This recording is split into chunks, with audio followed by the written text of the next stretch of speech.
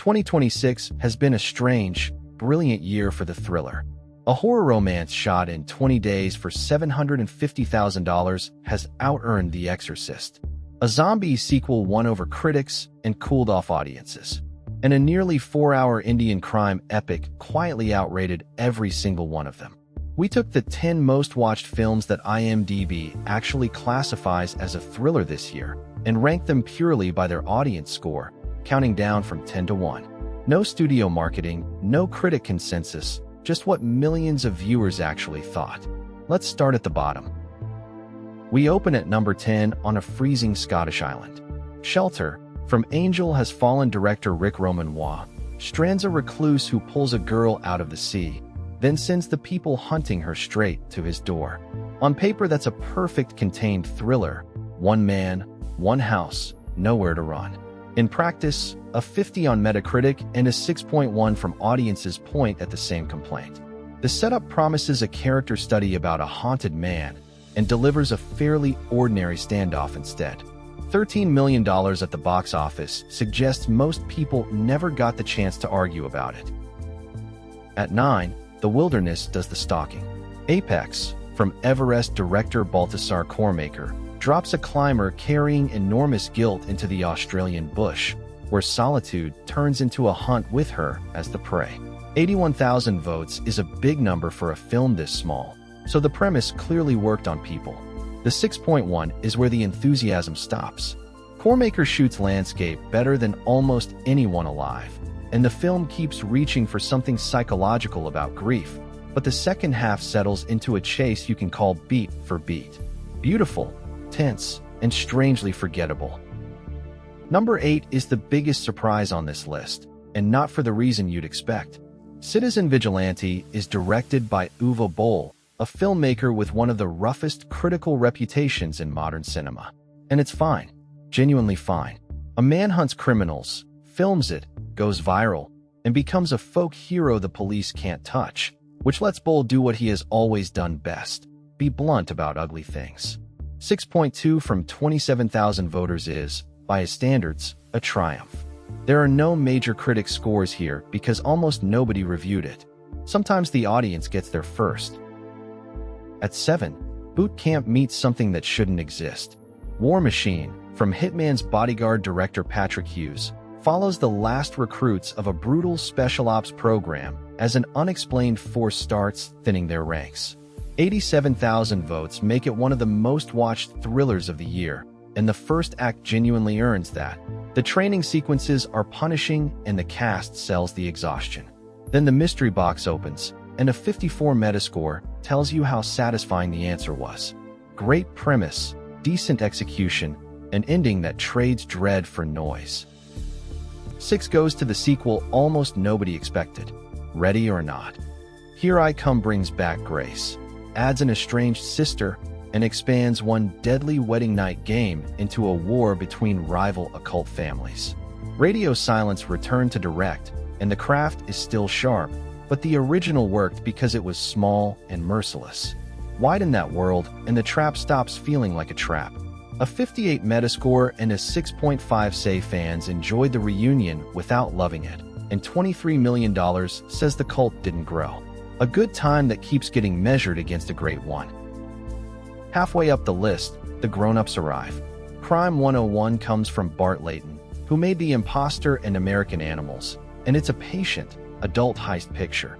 A career thief planning his last score, an insurance broker who has stopped believing in her own life, and a detective closing in on both. A 68 on Metacritic and a 6.8 from audiences make it the best-reviewed straight crime film here. The gap between those two numbers is the whole story, though.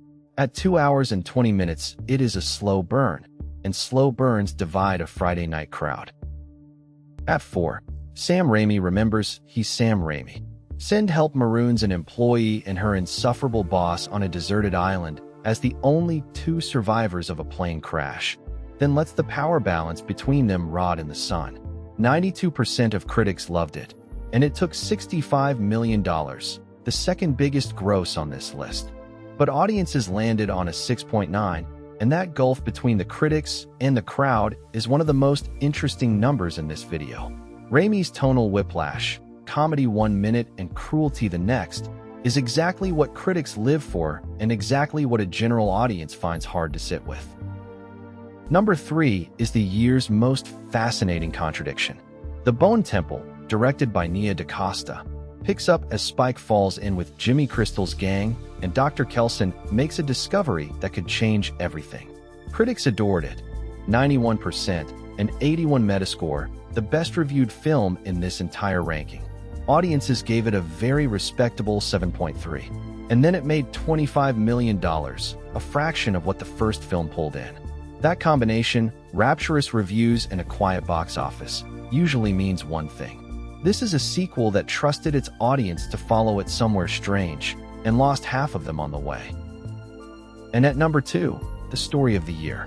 Obsession is the feature debut of Curry Barker, a 26-year-old who built his following making horror shorts on YouTube. He shot it in about 20 days for roughly $750,000. The premise is simple and nasty. A lovesick kid breaks a wish-granting toy to make his crush fall for him, and gets precisely what he asked for. 94% from critics, an 8.0 from 177,000 voters, more than double the votes of anything else here. $245 million domestic, and over $440 worldwide. A micro-budget debut beat the entire studio system at its own game. Which brings us to number 1, and to a film a lot of the Western internet still hasn't watched. Dhurandhar, The Revenge, directed by Aditya Dhar, runs 3 hours and 50 minutes and follows an undercover operative burrowing so deep into Karachi's underworld that the cover identity starts to win. An 8.5 is an extraordinary score for a crime thriller, and it holds up across 45,000 votes. It made $27 million, a tenth of what Obsession made, and it doesn't matter. Nothing else in 2026 asks this much of you, and nothing else pays it back like this. The highest-rated thriller of the year is the one that refused to be shorter. Side by side, the shape of the thriller in 2026 is impossible to miss. There's a top 2 living in a different league, a solid middle, and then a cluster of films packed between 6 and 6.5. But look at where the money sits versus where the ratings sit. The 2 highest-rated films on this board cost almost nothing to make.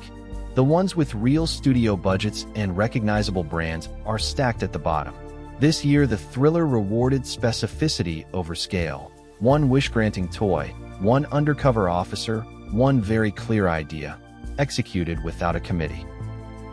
2 more that just missed the cut on votes. The pitch-black comedy How to Make a Killing at 6.5 and the lean crime story Normal at 6.3. Both are worth your evening. So that was the thriller in 2026, from 10 to 1. A year where a $750,000 debut and a 4-hour Indian epic beat everything the studios put up against them. Which one do you think is ranked too low? Tell me in the comments. And if this helped you find your next watch, a like and a subscribe genuinely help the channel. Thank you so much for watching.